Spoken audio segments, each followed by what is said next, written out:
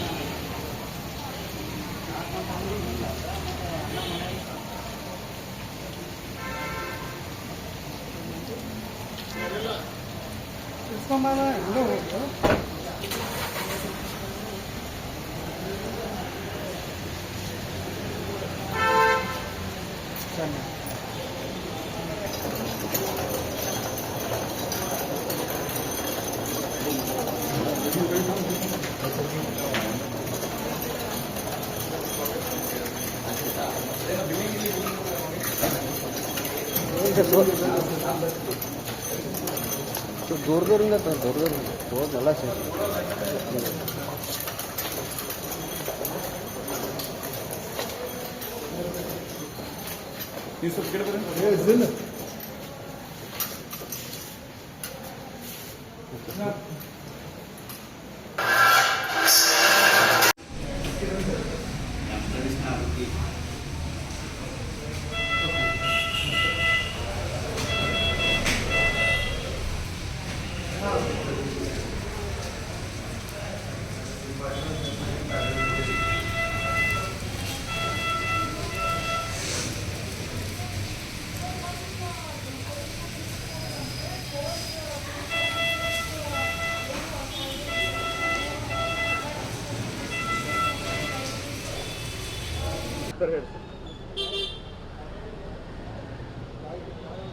ಇವತ್ತು ಬೆಳಗ್ಗೆ ನಮ್ಮ ಕಿತ್ತೂರು ಪೊಲೀಸ್ ಠಾಣಾ ವ್ಯಾಪ್ತಿಯಲ್ಲಿ ನಮ್ಮ ಪೊಲೀಸರು ಆತ್ಮರಕ್ಷಣೆಗಾಗಿ ಗಾಳಿಯಲ್ಲಿ ಗುಂಡಾರಿಸಿ ಆಮೇಲೆ ಆರೋಪಿ ನಮ್ಮ ಪೊಲೀಸರ ಮೇಲೆ ಅಟ್ಯಾಕ್ ಮಾಡಿರ್ತಕ್ಕಂಥ ಸಂದರ್ಭದಲ್ಲಿ ತಮ್ಮ ಆತ್ಮರಕ್ಷಣೆಗಾಗಿ ಮತ್ತೊಂದು ಸುತ್ತಿನ ಗುಂಡನ್ನು ಆರೋಪಿತರ ಮೇಲೆ ಹಾರಿಸಬೇಕಂತ ಸಂದರ್ಭ ಬಂತು.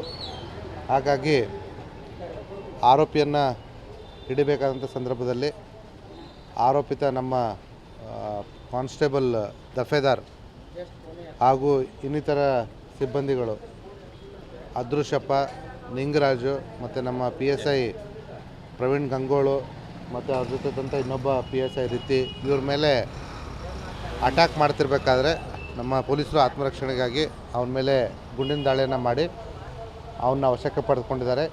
ಈಗಾಗಲೇ ನಮ್ಮ ಗಾಯಗೊಂಡಿರ್ತಕ್ಕಂಥ ಪೊಲೀಸರು ಮತ್ತು ಆರೋಪಿತನನ್ನು ನಾವು ಹೆಚ್ಚಿನ ಚಿಕಿತ್ಸೆಗೆ ಜಿಲ್ಲಾ ಆಸ್ಪತ್ರೆ ಅಂತ ಬಿಮ್ಸ್ಗೆ ಸೇರಿಸಿದ್ದೀವಿ.